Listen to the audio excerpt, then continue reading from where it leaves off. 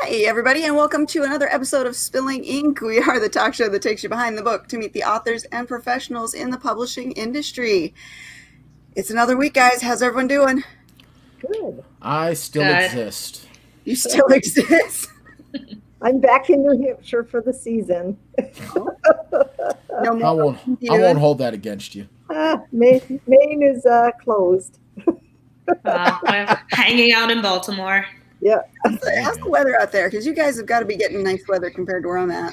Oh, yeah. It's in the 70s right now. Yeah. It gets a little bit cold at night, but not so much. Same here in Pittsburgh. 70, 75 today. This is the warmest October. I mean, it seems like every October is just like summer, like spring too. Mm-hmm. Yeah, today was beautiful. Today was in the low 70s up here, but the other night it got down to like 34. So it was freaking cold. Yeah, we haven't gotten that far yet. We ain't done all that yet. Well, you're still south of here. That's true. You're south of here. That's true. Meanwhile, we're still just around the 100 mark, and we haven't had rain since April. So yeah, you're at the ass end of hot. You're like 4 blocks away from the frickin' equator. Oh, and Joe in California, 74 and cloudy. Send the clouds my way, Joe. Well, of course it's cloudy. Your whole state's on fire. Yeah, that's true. Those aren't rain clouds. Yeah. Those are not rain clouds. Those are tree souls passing into the ether. That's so sad. All right, well, before we get into it, let's pay homage to our sponsor, who we obviously know is watching. Hi, Joe. Get ready for an ad from Go Indie Now. Hello, everybody. I am Joe Compton, and welcome to our channel, Go Indie Now. This is the place that celebrates indie artists and indie art, and we do so by producing several shows that either air on daily, weekly, monthly, or seasonal scheduling. And within those shows, we aim to educate and entertain you. If you're an indie artist who's trying to figure out how to do this, this is the place you need to be. If you're an indie artist who's looking to promote and doesn't have any avenues and is tired of the grind, this is the place to be. Because remember, it's always time to go indie now.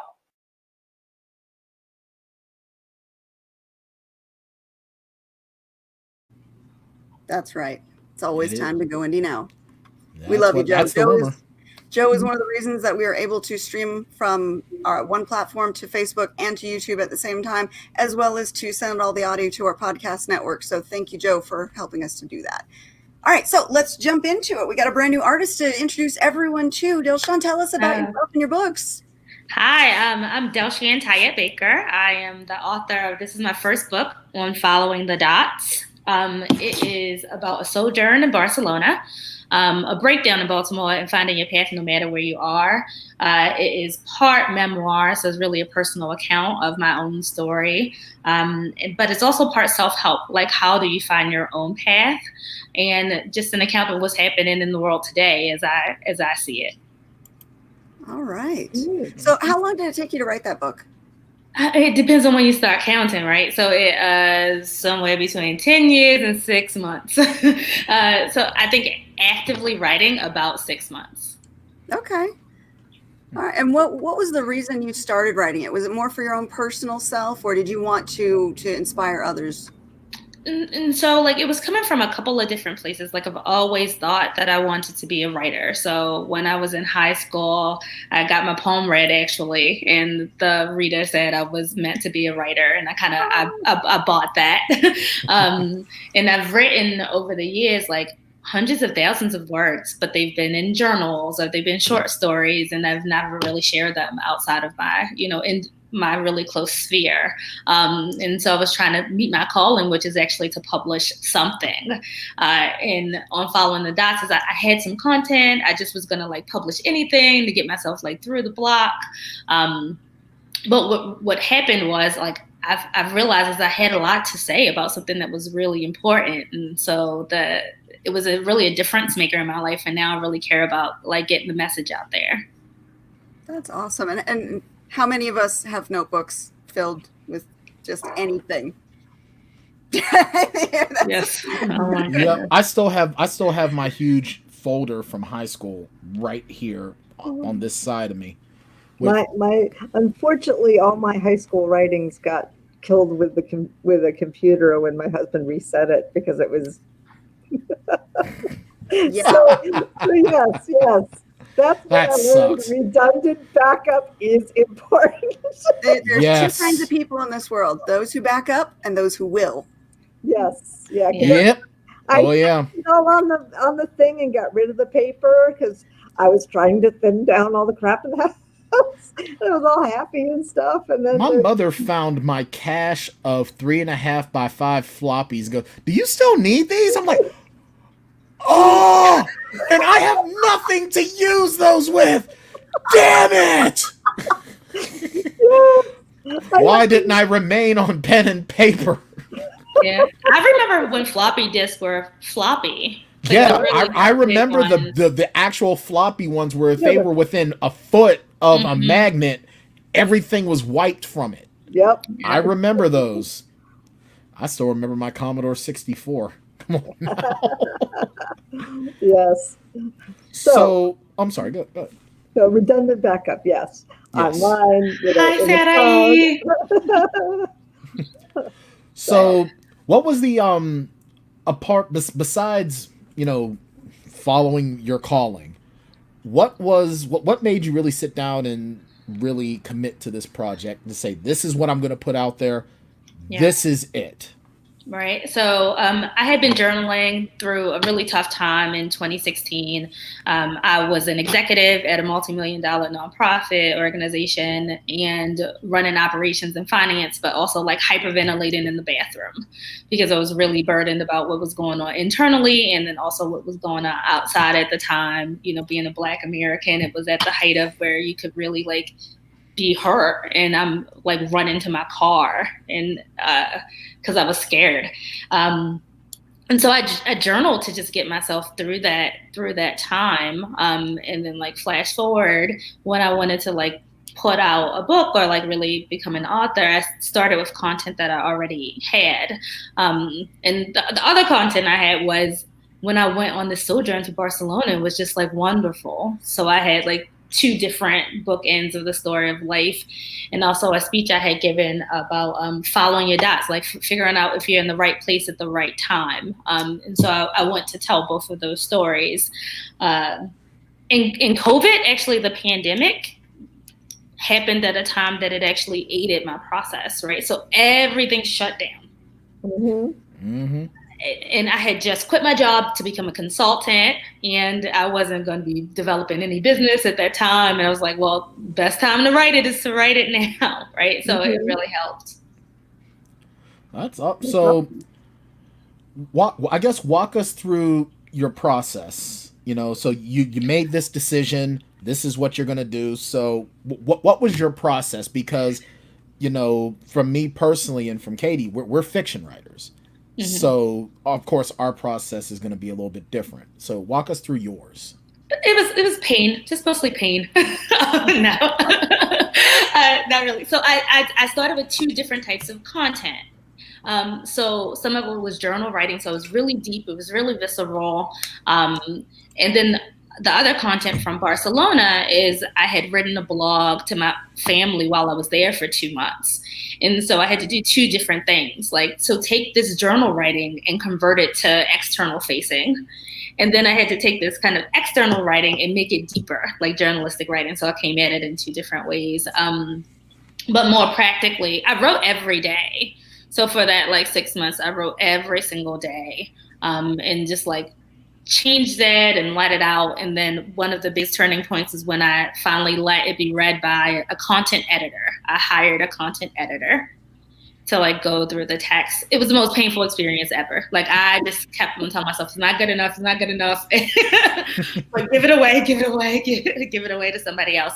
But that was a turning point in the process of actually getting published, was to like let it go and let another writer look at it. All right, so I have to ask too, because that's for all of us authors, that is the scariest moment, I think, when we give it to someone else to read and there's that silence as you wait for their response. And of course, your inner voice is gonna be like, oh, it's gonna be horrible, they're gonna hate it. and it's never as bad as you personally think it is. But when you get it back and like the red lines are everywhere, and you're like, oh my God, like what was that like for you? Well, I set a really low bar, which was great. I was just hoping that whatever they said didn't make me just want to vomit. So I was like, all you gotta do is get through it. Like you don't want to like curl up in a ball and like die. And I got positive feedback. So just any type of positive feedback was fine. But my bar for myself was really to like actually just survive the feedback. Because like you said, I knew that it wasn't as bad as I thought it was, and I knew that was in my head, and I just needed to get to the process. So I set that bar. It's like, as long as you survive the feedback, then it'll be fine. But it was petrifying. It was more petrifying to give it away than it was to get it back. Yeah. And then as Katie says, the silence of waiting. Oh God, that wait is just painful. Oh yes, it's like, okay, they haven't said anything. Why haven't they said anything? It's been 2 days. Why have you not given me any feedback? Why? Oh my God, they can't think of any nice things to say. It was that bad. They think it is. Oh my God, they read it and they killed themselves. Oh my God, I'm a murderer. I'm a murdiddly-erdler. Yeah, I actually picked a content editor that I knew was nice. So I went on a portal and I gave out a test chapter. So that's like one of the process points that really helped me. I gave out a test chapter and I had 3 content editors edit that test chapter, and I actually picked the one who I liked both their style, but I also liked their edit. So I knew she was going to be nice, even if it was crapola. So that was kudos to saying crapola, by the way.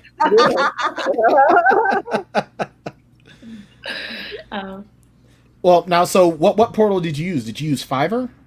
I used Upwork. Okay. Yeah. Oh, I like this comment. I think it's worse when they say, "Oh, yeah, it's good. Nice job." Yeah. That sucks even worse. Yep. Yeah. When I finished my first rough draft of my very first book, I gave it to my ex and I was like, "So what do you think?" She was like, well, first she had this look like, "What goes through your head?"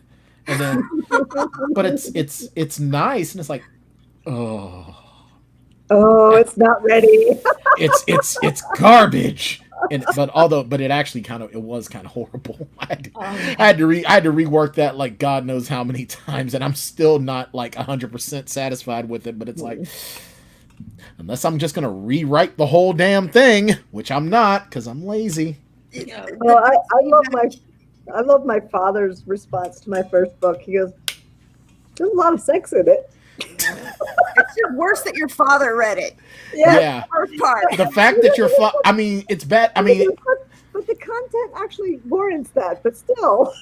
But I mean, it's like, I'm sure that once now, granted, my kid is going on 12. Yeah. But I've accepted the fact that at some point he's gonna become a sexual creature. But it's one of those things we don't discuss. Mm-hmm. But I'm pretty sure when your parent reads something that you write and they go, "Huh, there's sex in this thing. Why are you even bringing up sex in anything I do?" That's as bad as if you're watching my porn if I did porn. Enough of that from you. Well, it was a pretty brutal novel too. Yeah. My husband was my first like read-through reader after the content editor. And there's some romance in there. Like this is my book is very, very, very like PG. But you do wonder like what the people close to you are gonna think about those spots, and there's some really intimate conversations between me and my father about pressure and how he's feeling about being a Black man in the world. And I did worry about like how he was going to respond to my like characterization of that like conversation. My husband loved it though. So he's like, "This is really good." And I didn't believe him, but because he's my husband. But and so I had a ton of other people read it after that. Mine has yelled at me when I didn't do an ending that he liked. He goes, "You have to fix this." Oh yeah, I've gotten yelled at. To feel like this, and I'm like, okay. I got yelled at for leaving a cliffhanger. Yeah. I was yelled at for that. Matter of fact, Yep. I've had 3 people yell at me for my cliffhanger ending. Yep. And one of them was my wife. She Yep. was like, "You better let me read what happens before anyone else." It's like, "But I'm working on it. I don't care. How could you end it like that?" It's like, keep them wanting more. That's Right. the feedback that you want, though. You want Yeah. them somewhat angry at you if you left them desperate to know more, because that means you evoked emotion with them. Mm-hmm. You reached them. You connected them with the characters in the story. So I a still- little bit of anger on that is good. Yeah, I still have someone like, I still have one reader coming at me and goes, "I cannot believe you ended it like this. When is your publisher putting out the sequel? I There want to you know." And is Yep. like just pushing, and every time, like every so often, she'll leave a message on like anything in my publisher post, and he'll just leave a soon wink face. Rebekah yelled at you? Rebekah yelled at me, Sharon yelled at me, and one reader, Katrina, yelled at me. Okay. Actually, just about each person that read Invincible Heart has yelled at me for how I ended it. All right. So now Pretty here's much the next question, though. Here's the next question. Hmm. And I'm going to direct it to our guest first, and then Yeah, the rest of you can answer too. Yeah. Have you ever gotten feedback where a reader was truly angry at you for something you put in there? I didn't. And that was kind of miraculous because this is memoir, so we were dealing with nonfiction here, and I had I named dozens of people actually, like, and I went out and I asked for everybody's permission that I named. I know no one got mad, but I did, even though it's memoir, get a lot of responses that said, like, I want to know more. Like, I wish I talk about when I, like, coming of age in New York, even though I was an adult, and they wanted to know more about that. Or they wanted me to dig deeper into the stories. A ton of people asked, like, when are you writing the next book? Even though, it's my life. There was no cliffhanger. I was hoping it wasn't a cliffhanger. The next day was like Tuesday is my real life. And then a car was coming at me head on. Did I survive? But people do say it has a happy ending. It is really kind of a positive, focused way of, like, looking at life. That's awesome. I haven't gotten any real, like, anger. I did make a small change to sort of cut it off at the pass.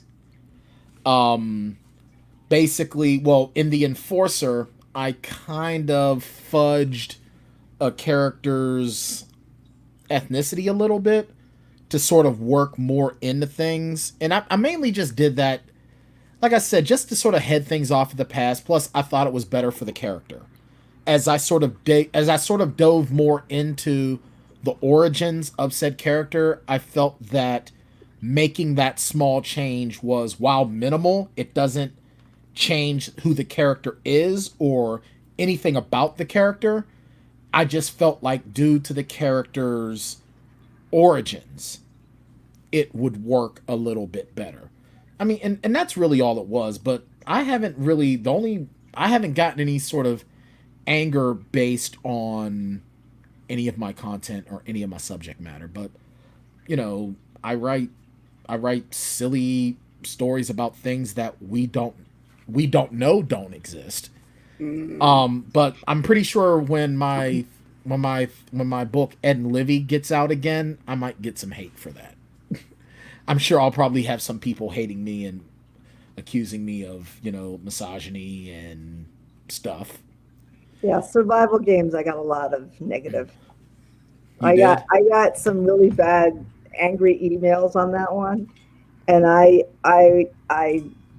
responded, and I would say, "I'm sorry you felt that way," but just the fact that they were reacting so viscerally was exactly what I wanted with that book. That's the one my dad read. Sometimes any reaction is the worst thing that Right. can happen is no one cares. Right. That's Yeah, the that's worst. true. And Like I flipped all those people into fans. There you I go. said, I'm sorry, that it triggered you, because it did have some triggering things. Maybe you'd be more amenable to this book because it's more of a, neutral subject matter and doesn't have those, key things like. Yeah. Well, yeah, because I think with Ed and Livy is a pretty triggering type of book, but it's also, it's not like the way I'm describing it terribly, but it's probably the most intense book that I've written thus far until I finished The Concussion. Oh. Yeah. Yeah. Survival Games it's a thriller horror about a woman who's kidnapped into a porn ring. Oh, Mm-hmm. yeah. Yep. Ed and Livy is an erotic thriller. Yep. Kind of Wow. kind of in the vein of I guess if I had to do movie comparisons, I would say Monster meets Basic Instinct. Okay. I'm really the outlier in the genre here. Yeah. Yeah, but you know what's really awesome though is that your subject matter is more of a broadening appeal, where ours is more niche. Yes. Yours has a broader appeal because not a lot of people like urban fantasy. Not a lot of people like, stories that, Thrillers have thrillers. or horror. Right. Or, But a lot of people love a true story, and they love a happy ending story. yes. And right now, just speaking of the times, Yeah. And especially being towards self-help right now and motivational Absolutely. support and inspirational books than any other time before. Mm-hmm. Yeah. Especially not just as a person of color, but as a woman of color. A lot of people, like right now, our voices as people of color, and I said this off air, is really, really, really like in right now. And it sucks that so much negative had to happen for us to finally have voices. Exactly. But it really sucks that Black women have to be going through this climate right now just to have a voice. It's unfortunate, but at this point in time, if you can get people to be willing to listen to your voice, now's that time. And I think that you're at the right time for that, because we need that. We need that representation in our community. Yeah, it's a lot of why I write is about voice, about getting your voice out there. Both the small V voice is like who I am as a person, right? Mm-hmm. What do I care about? I'm an artist, and I'm a operations person, and I really like Excel spreadsheets, and I married into 6 kids, right? What do I really care about? And then what's going on though, like in my city, and what's going on in the country, and how does that impact me, right? One of my favorite quotes is like, I'm not growing a mullet, but I'm not growing a mullet. That's kind of awesome. How I feel like a lot of the identities that I wear. It's like, I'm black. I'm black, y'all. But that's not what black y'all, and I'm black y'all. What's the first thing that comes into the room all of the time, right? Like not black, but of course I'm black, right? Yeah. And therethere's a way that the world responds to you, like given your multiple identities, right, and given your multiple stories. And I am really a proponent of this, like expanded story, and everybody has a voice, and everybody should use that voice to really like tell their stories.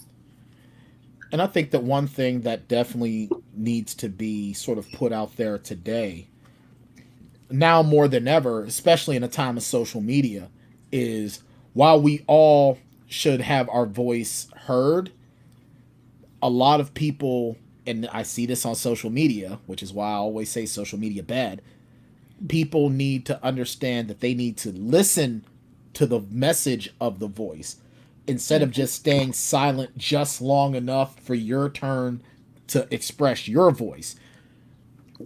There's no way to have dialogue without listening. So when anyone, and I mean, even when it comes to, like, especially when it comes to men dialoguing with women, and here's a flash. If you want to know how to have a productive conversation with a woman, you have 2 of these, right?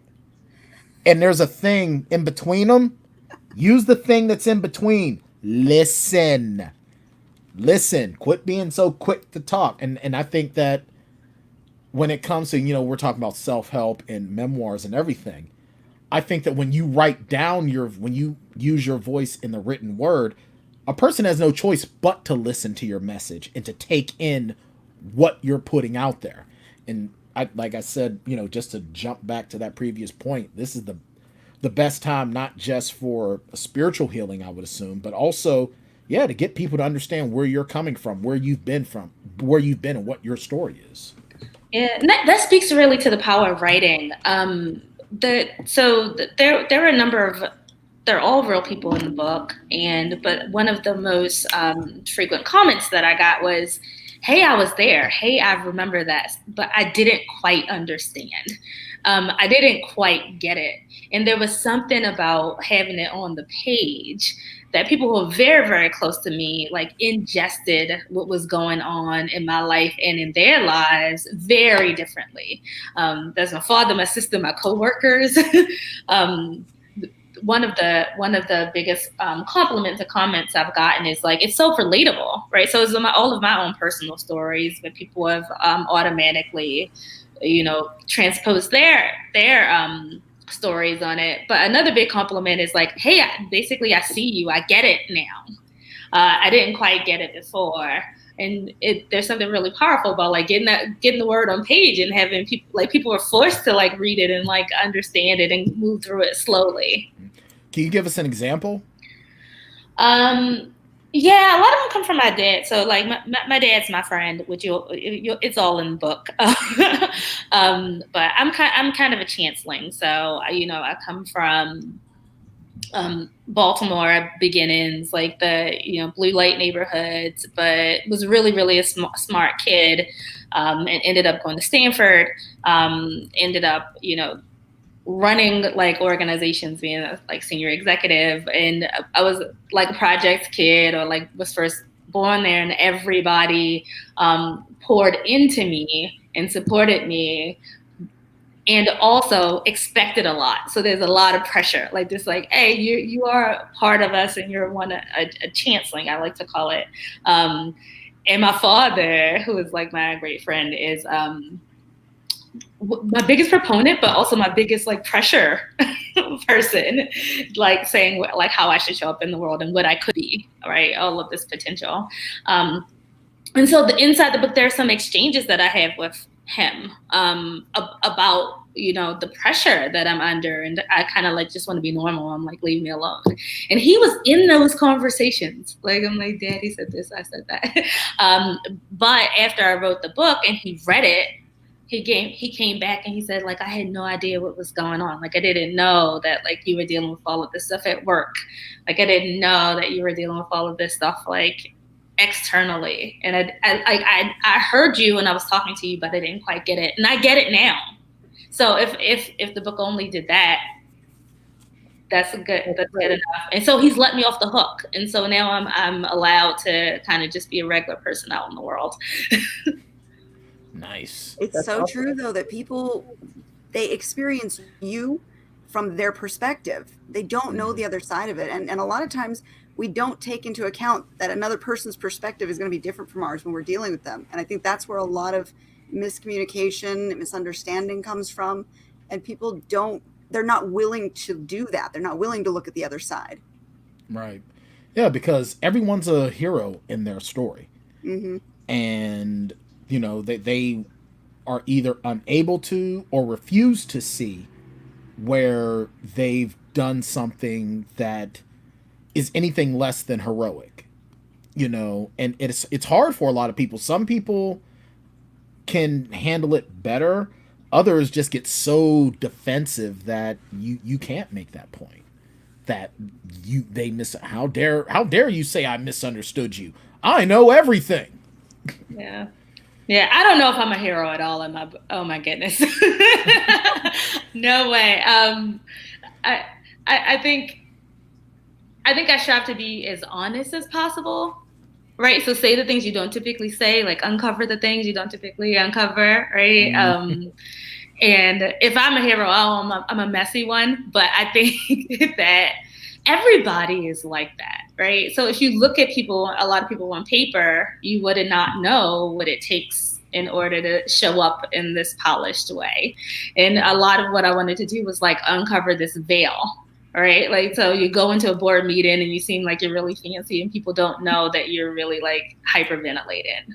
Right. Oh yeah. That's such a powerful image right there. Just the fact that you can see this, well put together, accomplished person standing at the front of the boardroom giving a speech or delivering a meeting. And then you can cut, almost like a movie, cut over to them, just sitting in the bathroom, hunched over, hyperventilating into a paper bag. That's the same person. Right. Which one did you see? Right. Oh yeah. I'm the one that wants to vomit before I speak in front of a group, unless I'm running a meeting. It's very, very different. Now, do you in your book, do you, I'm sure that you probably, bring up different points of you being a Black woman in this sort of corporate structure. Was it difficult to sort of think back to some of those more difficult times, or was it something where, I went through it, I'm better for it, let's just put it out there? Oh, I don't think it was difficult. I found the whole process really cathartic. And because I started with in that part, like journaling, I kind of had gotten out all of the emotion.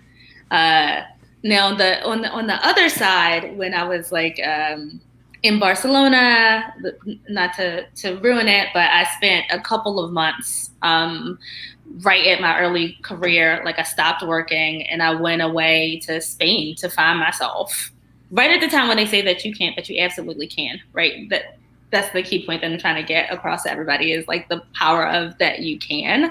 And I like flipped around the country and like looked at art and like listened to music and found myself for like 2 whole months unencumbered. I actually found going back to that time more difficult in the writing, believe it or not. Really? Yes, because, I'm like reading about the sunsets and I'm reading about the guy that I like should have kissed, but I didn't kiss. And I'm like, why didn't you kiss him? What are you doing? Like, what are you doing? So there's some regret that I met inside the writing process that writing was older, so it was from 2012, and so I went back to stuff that had happened longer ago, and kind of refound myself and had to grapple again with things. So that was a lot more difficult, and that was very surprising to me, because you would think that writing about the hard times was more difficult than writing about the happy times, but it wasn't. And the happy times were hard; they were better to experience, but the writing was harder. Right. Mm-hmm. Yeah, because I can imagine. I know me every so often when I look back at the past, and it's like, why aren't I still there? Damn it! Stupid time. Yeah. I think the hardest thing, we talked about having notebooks earlier. In the recent move that I did, I found a lot of my notebooks that had been stashed away in the garage. Mm-hmm. And looking at the writing from then to now, as a writer, as an editor, it was painful to look at the writing, but the memories that, you still have that beautiful memory, and it brought that memory back. But there was that disconnect, because the writing, I was going, oh my God. You ever exactly. You ever look back at some of your old writing and be like, wow, I thought this was good. I'm so much better than this now. Yeah, I can see the arc of change. And I just did that. I just had to do that with a series that I'm kind of working on. That's like a series of shorts, from the very first entry to the fourth one. It's just like, wow, that first one was a pile of crap. Yeah, I've had the chance to edit some stuff before. I went back and edited some things. I made that first book not quite as violent as it was. It's still violent, but in doing that, I'm like, oh. Dude, I'm never going to Jane's house because she's got torture areas just waiting for people. I'm gonna start calling you Jigsaw Taylor. Okay. But I'm also redoing the audiobooks from the Steve Williams series, so I'm listening to it, and that one actually, seems to be okay. Gotta But get back to my it was audiobook. like my fourth book, so Wow. And I'm sorry, go ahead. Oh, a lot of times I go back and I think, especially when I was like younger, I'm like, oh, this content's actually quite brilliant. What happened to that person?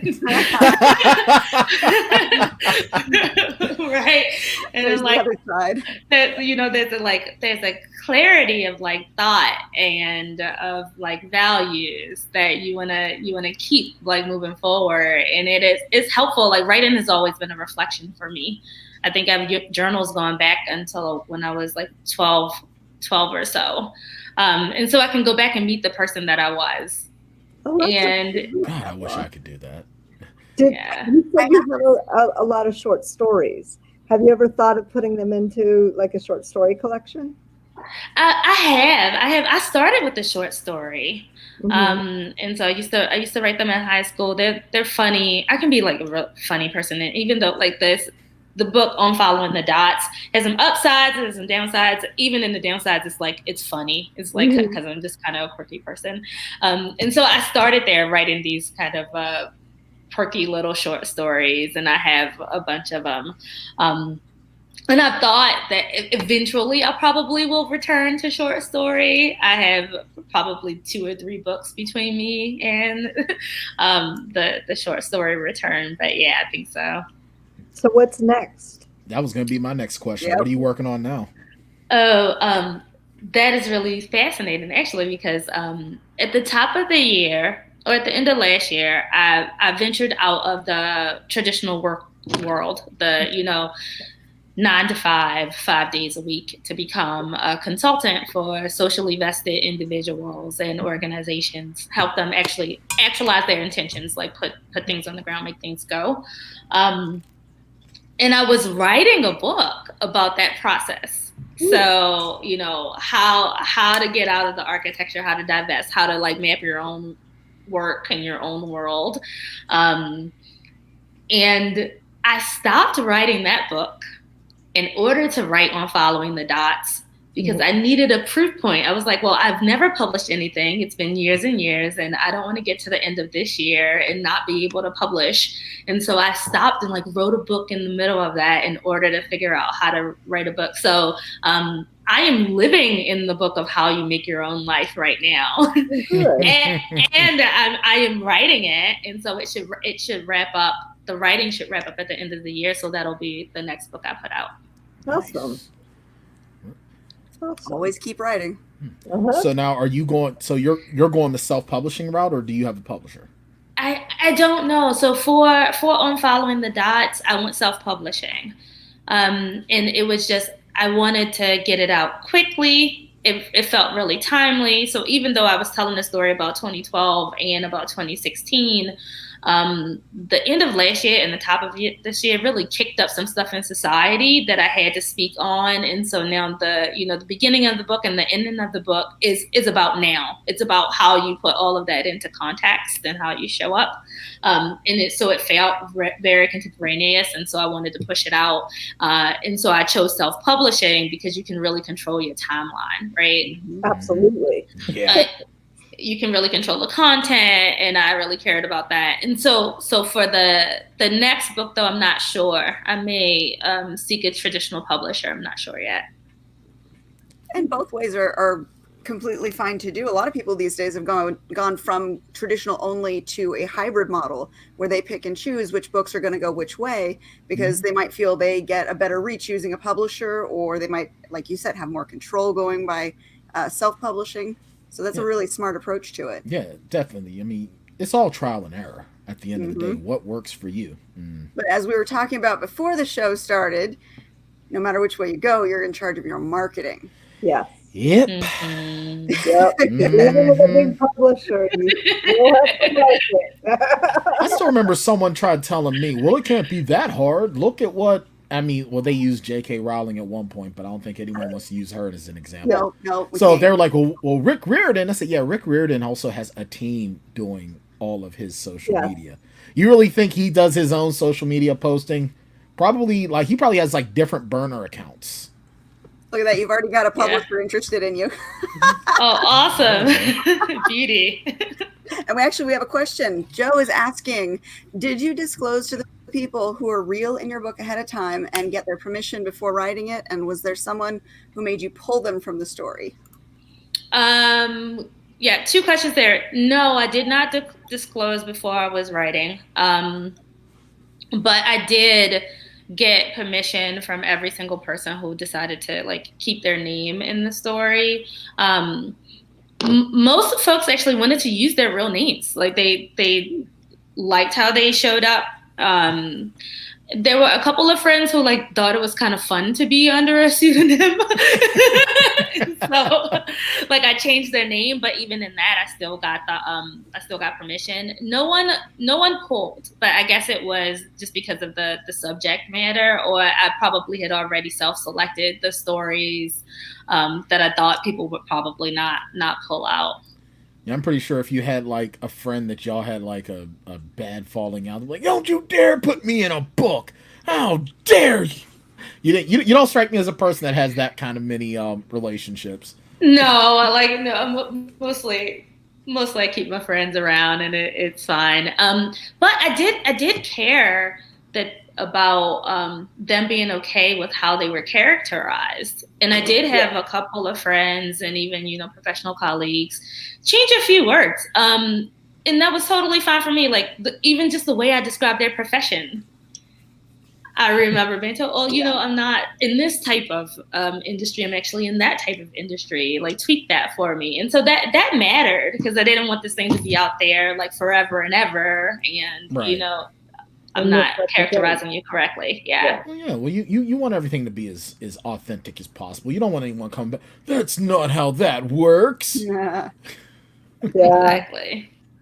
Have to the fiction writers, have you guys written anything that truly happened to you and framed it in fiction? Nothing published. Yeah. I'm just gonna leave it at that. Yeah. Okay.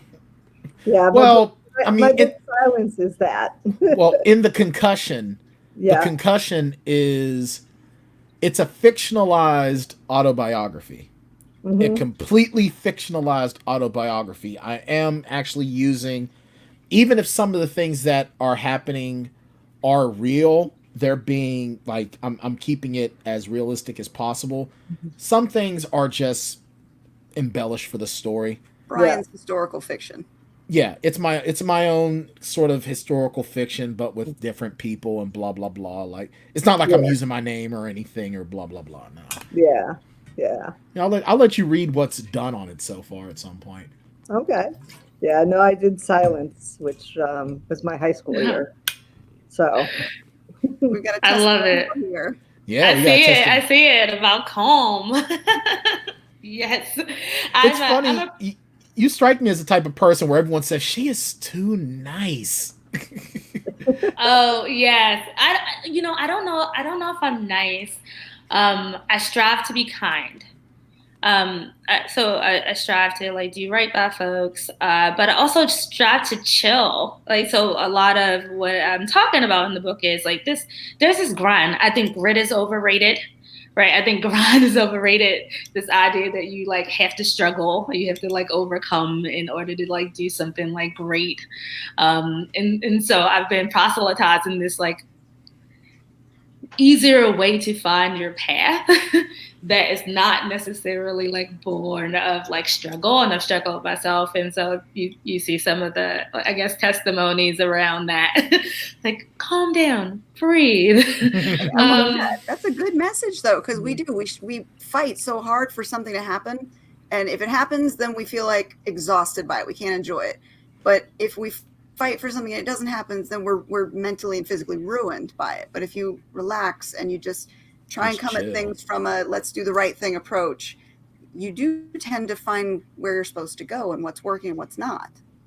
Yeah, right. That is a dot, right? And so like dots are really about where. So everybody has their own path, and dots are really about sensing if you are in the right place on your path. Like you're asking yourself, who am I? Where am I? Is this where I'm supposed to be? Is this who I'm supposed to be? on my way. And you feel it. And so you're feeling for the serenity, or you're feeling for the disruptions in serenity. So it gets you out of that kind of like kvetching over, like, am I in the right place? Like, what am I doing? Like, the universe will tell you with clarity. And I have some really poignant stories from my own personal experience that, like, say, no, the universe will tell you, you will know that you're there because you will get these like signs, which I'm calling a dot. And then you just keep going. You keep moving forward.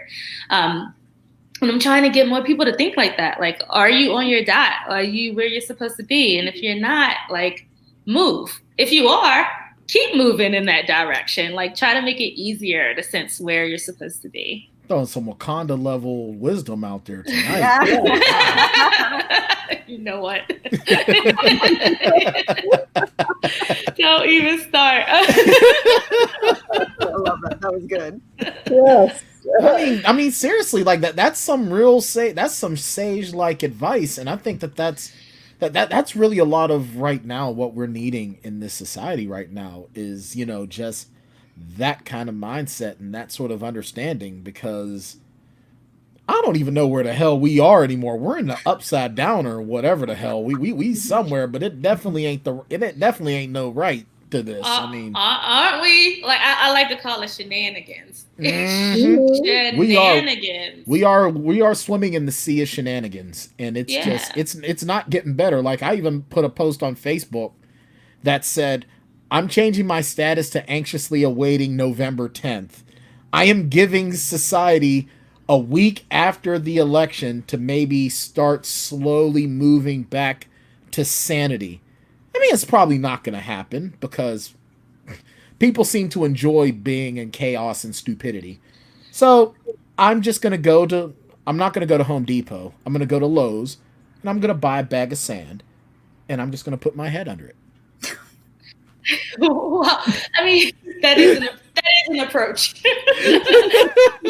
I mean, at least to catch my breath if I don't suffocate first, and then face the other stuff. No, I'm hiding under my protective blankie because we all know that the blankie will protect you from everything. While you're sucking your thumb. My shirt off. Yeah, and then the question is, like, how do you preserve your sanity, your calm, and your peace while you also are at play, right? And so not at play like it's a game, but like you show up to be your best self. Like, we need people who are like who've come alive. Mm-hmm. And so whoever's your best self, we need you on the field right now. And so how can you do that in such a way that you don't feel grinded, you don't feel overwhelmed by what's going on? Because there is going to be a day after. There's going to be a day after. There's going to be a week after whatever happens next. And so the question is, then what? Right? You still have to be a steward of the world that you want to see and the person that you want to be, right? You still have to bring about change, right? And so it's not over. So I'm not skipping ahead, because part of what we're pushing here is to, like, get out there, like, make your voice count, make your vote count. But then what happens on the other side of that, like, it's not predetermined. We still have a lot of agency. And so that's what I write about is, like, what's your internal agency to calm yourself down? Because I'm an anxious person. My sister likes to call us anxiety people. Like, so I will, like, freak out. I sound very calm now, but this is, like, years and years of, like, practice, of self-practice. I get up every day. I meditate. I set an intention. I have, like, quarterly goals. I have yearly goals. This year is to live like the doors are closing, right? I have a lot of things I do to, like, anchor myself. But, like, how do you anchor yourself and also play? Like, be a good steward of other folks, like, be on the field, like, do what you were intended to do, like, be where you're supposed to be right now. Yep. I hear you. I mean, I've been using exercise. I've been using that to sort of center myself, because I was getting into a very, very dark place. And I think a lot of it really started coming to a head. I had just been working from home. And I believe that was around the time when everything came out about Ahmaud Arbery. And then the Breonna Taylor stuff came out. And then it's like, I can't. I'm going crazy. And then I went back to doing my exercise, my DDP yoga, and I started realizing, I can handle this better. And then George Floyd happened. It's like, all right, we got to kick this into overdrive because this ain't working. And like literally that's how I've been finding my balance and my center, is like that's literally the only thing that I feel like I can control. Even my own writing, like I try to sit down to write, my brain's like, no, not going to do this today. And I'm like, but we have to do this. I'm like, no, we don't. I don't have to do anything.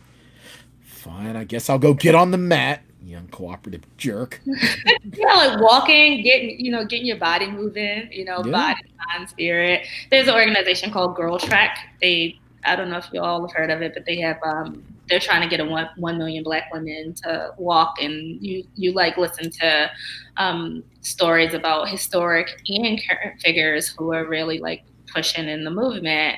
But the thing is, like, walking is protest, like walking is resistance, right? Because we need to take care of ourselves. We need to take care of ourselves mentally, but we also need to take care of ourselves physically, and we can like spiritually and spiritually, right? You like pray when you walk, you sing when you walk, all those types of things. Oh yeah, because I mean, especially now, because I mean, I listen to the Black Information Network like daily, and just hearing like all their health news that comes out about, well, statistics show, and it's like everything is just like how like negatively healthy the Black community is, and it's like, Jesus, if all these things are true, we're just gonna die off one day. We're just gonna drop dead. It's like, well, not me. I'll be the last one standing if I have to. That's the thing, everything is hitting so many people, just negative. It almost becomes you get to that point where you're like, I don't want to get to tomorrow because it's just going to be more bad news. Yeah. Shut down. Right. I mean, and that's what, I'm sorry, go ahead. Yeah. No, I mean, there's stuff you can do about that. I write about it a little bit, like when I was definitely feeling overwhelmed, because it's not just the people who identify as Black. It's like, it's everybody. It's everybody. Right? Everybody's it's everybody. hurting. And so I went on media gray out, right? So like I talk about like really, I had such a bad anxiety attack like in the book that I ended up in the hospital.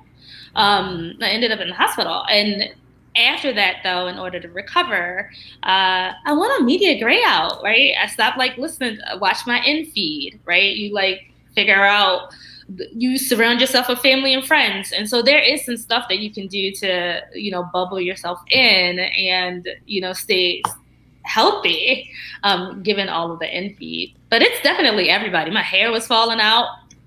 Mine too. You sound like the awesomest life coach like ever. I know. I love her. Yeah, I'm starting to take notes. Like, yeah, I need to do this. Yeah, what are you doing? She's so positive. Yeah, I told you, Wakandan wisdom. I love that. I told you, man, that she got that Wakandan wisdom coming along here. Well, since we're at that spot where we can do this right now, let's talk about where people can find you and your book. Oh, awesome. So everything is on Following the Dots. So if you go to onfollowingthedots.com, you can purchase the book there. But you can also follow us on Facebook at On Following the Dots. You can follow on Instagram at On Following the Dots. Everything's On Following the Dots. You can get there and you can get to me and ask me questions. So it's very easy, just On Following the Dots. And if you have your own story, this is what I would want everybody to do is like, if you're on your dot or you're searching for them, share your stories, like following my dots, hashtag following my dots, or ask folks, are you on your dot? Like, where are you in life? But yeah, it's all on Following the Dots. And we're going to put that in the show notes at the end of the show, including that hashtag. I'm writing it down right now. I like that. Is it following my dots, right? Yes. I'm writing that one down.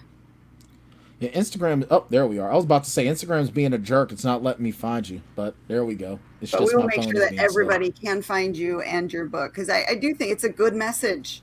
It's a really good message, and we all said it. We're feeling it. We're feeling just in this space of where do we go next? What do we do? How do we get to tomorrow and be able to adult tomorrow? Because that's been the hardest thing. Yes. Exactly. Actually, Look for the bright spots. Look for the bright spots. I just want to go and play. I just want to go outside and play as a kid again, and just like the only thing I got to worry about is skinning my knee.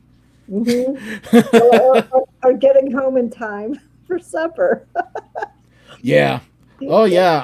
I still remember at the time when it was just get in the house when the street lights come on. Right. Okay. Exactly.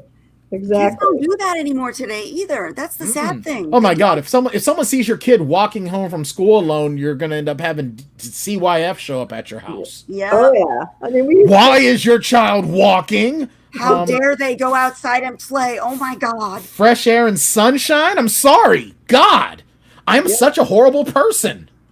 Meanwhile, growing up, my mom's like, get the hell out of the house and don't you come back till the street lights are on. And no, your friends are not coming inside. Y'all play outside. Yep. Yeah, we were talking about that. We used to play in the creek, and like you wouldn't come home all day. Yeah. Like you would be. Yeah, You just have guys- to be in earshot of your parents, like screaming for you. When like, you hear, whenever I heard "boy" in a particular tone, I was before the last syllable was out. I was halfway home. Yep.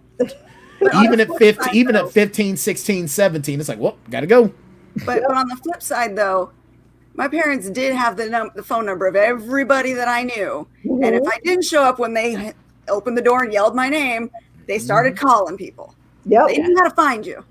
Well, once I turned like 13, my mother was of the mindset, at this point, I did all I could with you. Don't get arrested. She was like, I got to trust you not to be stupid. And then she'd be like, because, you know, my mother was raising me by herself, and that in and of itself was a full-time job. That's the worst time to say that, though. Any 13-year-old. That's the worst time to say that. Go run amok as a teenager. Pretty much. My mom would just be like, go do whatever you're going to do. Just don't have the cops coming back here. I've been working too hard. I'm tired. Yeah, got it. It's an awesome message. It sounds like an amazing book. I'm definitely going to be picking it up myself. Absolutely. Thank you. Appreciate it. Let me know what you think. Absolutely. Share your thoughts. Oh, absolutely. I'll even leave, you know what? Will read and leave a review because that is the right thing to do. Yes, please leave a review. Leave it on the Facebook page. That'd be really awesome. But yeah, on Following the Dots. All right, we got a couple minutes before we're done. Last words from everybody. What message do you want to send out this week? Which one? Yeah, who? Pick one. All right. Okay. Be excellent to each other. There you go. We'll talk about that movie, by the way, later. Oh yeah, yeah. I know you didn't like it. I love it. Which one? The Bill new and Ted Bill Face the Music. But that's totally That's a discussion for another time. Yep. Yes.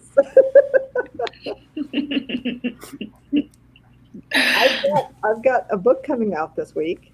Woohoo! Nice. Can I share the screen? Yes, you can. Okay. Do you kill anyone in this one? No. Or is that a spoiler? Is that a spoiler question? It's a Jane book. What do you think? Some poor schmuck just had. There you go. Starter. Yep, someone's dying. Yep. Someone's been killed. Yes. I love it. Really That beautiful does- cover. That is a very nice cover. Thank See, you. she picks the best Julie covers. did that one. Oh, gorgeous. Yes. Gorgeous, So gorgeous. that's coming out on Tuesday. The paperback's already out. Nice. And thank you to Rebekah and my other beta readers. Not me because I failed this time. Back to me. Well, Katie, if you want a quick read, you can read over some of my stuff. Yeah. That was the problem. I didn't have time, and normally I can get to Jane's stuff, but I was so backlogged.